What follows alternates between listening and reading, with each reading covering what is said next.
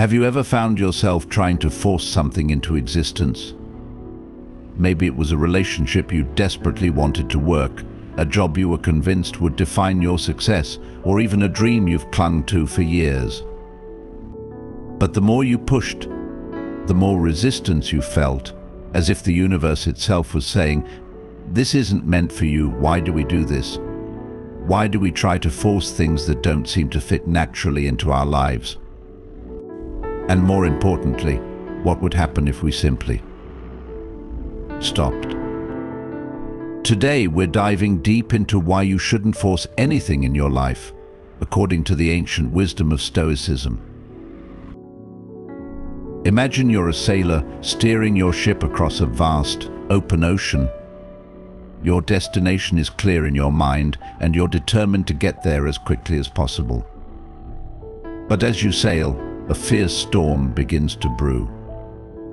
The waves crash violently against the hull, the wind howls, and your ship is tossed around like a toy. You grip the wheel tightly, trying to steer your way through. But the harder you fight the storm, the worse it becomes. Now, ask yourself what would happen if you just let go of the wheel, even for a moment. Would the storm subside, or would you be lost forever? This is the question Stoicism asks us to consider when we try to force things in life. The Stoics, ancient philosophers who lived over 2,000 years ago, believed that much of our suffering comes not from external events, but from our own internal resistance to them. They taught that we should focus on what we can control and accept what we cannot. This idea is encapsulated in one of Stoicism's core teachings, amor fati, or love of fate. Rather than trying to force things to happen according to our desires, the Stoics suggest we embrace whatever life brings our way, trusting that it's all part of a greater plan, even if we don't fully understand it.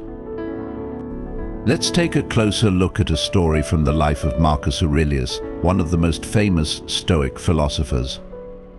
Marcus was the Roman emperor, a man with incredible power, yet he was also a philosopher who believed in the principles of Stoicism. During his reign, Marcus faced countless challenges, wars, plagues, political betrayals, but through it all, he remained steadfast in his Stoic beliefs. There's a famous passage in his Meditations where Marcus reflects on the difficulties he's faced. He writes, "You have power over your mind, not outside events.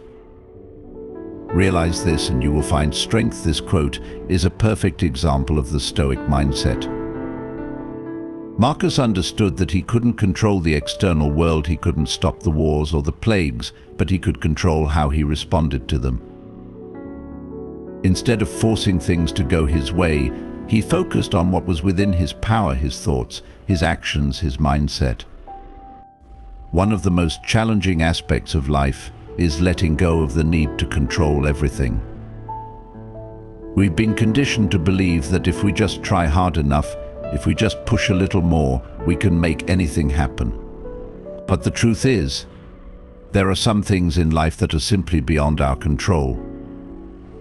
And the more we try to force them, the more we suffer. Take, for example, relationships. How many of us have clung to a relationship that was clearly not working, thinking that if we just put in more effort, if we just changed ourselves, it would somehow turn out the way we wanted? But relationships, like everything else in life, require a natural flow. When we force them, we create tension, frustration, and ultimately pain. The Stoics would remind us that we cannot control other people, we can only control our own actions and responses. If a relationship isn't working despite our best efforts, perhaps the most Stoic thing we can do is let it go and trust that it's for the best. The same principle applies to our careers. In today's society, we're often told that success is about hustle, about grinding day and night to achieve our goals. But what if that goal isn't truly aligned with who we are? What if we're forcing ourselves into a path that doesn't resonate with our true nature? The Stoics would argue that forcing ourselves to pursue something that doesn't feel right is a recipe for misery. Instead, they would encourage us to follow our inner logos, our inner reason and purpose, and trust that the right opportunities will present themselves when the time is right. A story that beautifully illustrates this idea comes from the life of Epictetus, another prominent Stoic philosopher. Epictetus was born a slave and spent much of his life in bondage. Despite his circumstances, he devoted himself to philosophy and eventually gained his freedom. Epictetus taught that our true freedom comes not from external circumstances, but from our ability to align our will with the natural flow of life. He famously said, "It's not what happens to you, but how you react to it that matters." This brings us to a crucial point. Forcing things often stems from fear. Fear that we won't get what we want, fear that we'll lose what we have, fear that life won't go according to our plan. But the Stoics teach us that fear is an illusion, a product of our attachment to outcomes. When we let go of this attachment, when we stop trying to force life to fit our desires, we discover a profound sense of peace and freedom. We realize that we don't need to control everything, because life has a way of working itself out, often in ways we could never have imagined. Think about the times in your life when things didn't go according to plan. Maybe you didn't get the job you wanted, or a relationship ended unexpectedly. At the time, it might have felt like a disaster. But looking back, can you see how those events led you to where you are now? How they opened up new opportunities, new paths that you never would have considered if things had gone your way. This is the essence of amor fati, loving what happens, trusting that life is unfolding exactly as it should, even when it doesn't align with our immediate desires. It's important to note that letting go doesn't mean giving up or being passive. The Stoics were not advocates of apathy. On the contrary, they believed in taking action, in striving for excellence in all that we do. But they also believed in recognizing the limits of our control. We should do our best, but we should also accept that the outcome is not entirely up to us. As Epictetus put it, make the best use of what is in your power and take the rest as it happens.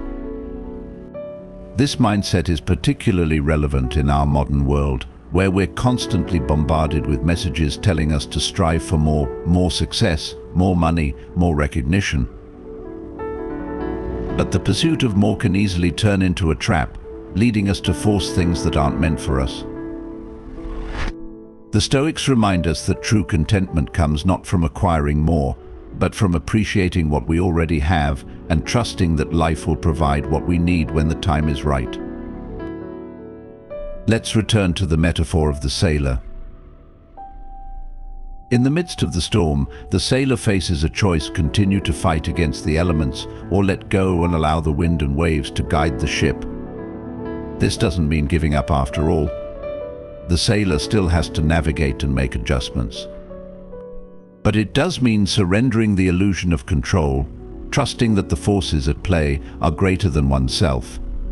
By letting go, the sailor can conserve energy, avoid unnecessary stress, and ultimately find a safer passage through the storm. In our own lives, we are the sailors. The storms we face may come in the form of personal challenges, career obstacles, or unexpected events. We can choose to fight against them, trying to force our way through, or we can choose to let go, trusting that the path will reveal itself in time. This doesn't mean we stop striving or working towards our goals. It simply means we recognize the limits of our control and embrace the uncertainty of life with grace and acceptance. One of the most powerful examples of this mindset comes from the life of Seneca, another great Stoic philosopher. Seneca was a wealthy and influential statesman, but he also experienced tremendous loss and hardship.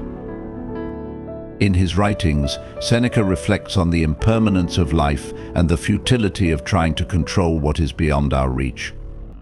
He writes, "It is not the man who has too little, but the man who craves more, that is poor." Seneca understood that true wealth lies not in material possessions, but in a mind that is free from the need to force things to happen. So how can we apply these Stoic principles in our own lives? The first step is to cultivate awareness. Pay attention to the areas of your life where you feel the most resistance. Are you trying to force a relationship, a career, or a situation to go your way? Notice how this effort makes you feel. Are you stressed, anxious, or frustrated? These emotions are signals that you're pushing against the natural flow of life.